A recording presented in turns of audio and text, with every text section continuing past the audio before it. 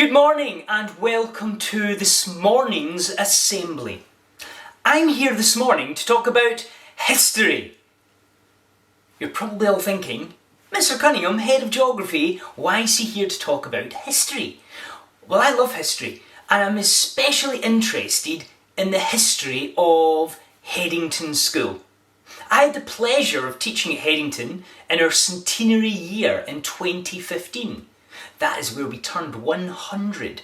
So as we go into our 106th year, I think it's important to think, what is going on? What has came before us? And that's why at the end of last term, we launched the first Hso House Animation competition. And the competitive houses were asked to enter whatever they wanted in terms of an aspect of Headington history in the form of an animation. As always, Headington students did not disappoint. We had some amazing entries and the judges were wowed. We're going to see the top 3 today. In at number 3 was Latimer. Enjoy. Today in history we are learning about Headington School. Headington School was founded in 1915 by a group of evangelical Christians. They created the school to make a sound education for girls to fit them for the demands and opportunities likely to arise after the war. It started at Headington Lodge on Oscar Road. In the beginning there were 10 boarders and 8 day girls. After the war, more buildings were added as more people enrolled. The main block, which includes the east and west wing, was first built around 1915. Davenport was built in 1930 as a boarding house. In 2016, Headington School made a new library. Yes, Riley. So did they do no sports and any fun activities? No, they did have sports and activities, but just not as many as we have today. As a monument, the Dance and Fitness Centre opened at the start of the summer term 2015. HSO's history of extracurricular activities include rowing, which started in 1990, and CCF, which was founded in 2008. I hope you have learned a lot from today's lesson. Goodbye. Well done, Latimer. How good was that from House Latimer? I'm sure you will agree, and the judges were quick to comment. They enjoyed the history lesson structure of that particular animation and the great drawings of the gym and the library.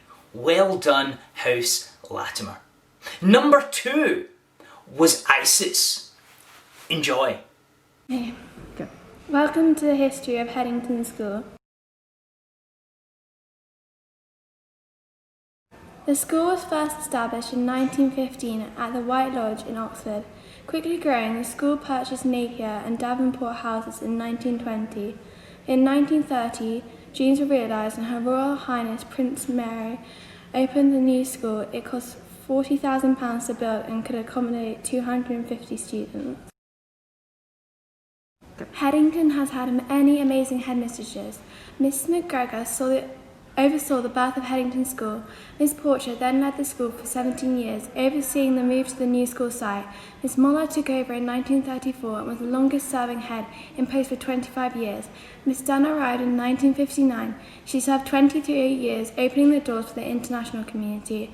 1982 saw the arrival of Miss Tucker, and then Mrs. Fender took over in 1996, with Mrs. Coots then leading for 2003. Finally, Mrs. Jordan arrived in 2010. 105 years of history, 8 outstanding headmistresses.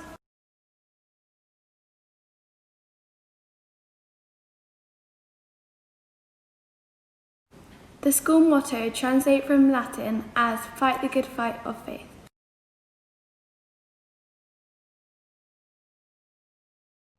Now in 2020, Headington continues to thrive. A creative tomorrow starts today. The story continues. Well done, House Isis. That was a fantastic animation and some great pictures of all of our headmistresses across the history of the school. The judges were very, very impressed with the research and the ability to find all the photographs of our headmistresses from time gone by.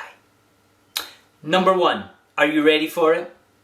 The number 1 in the House Animation competition, the history of Headington School, was Charwell. Enjoy.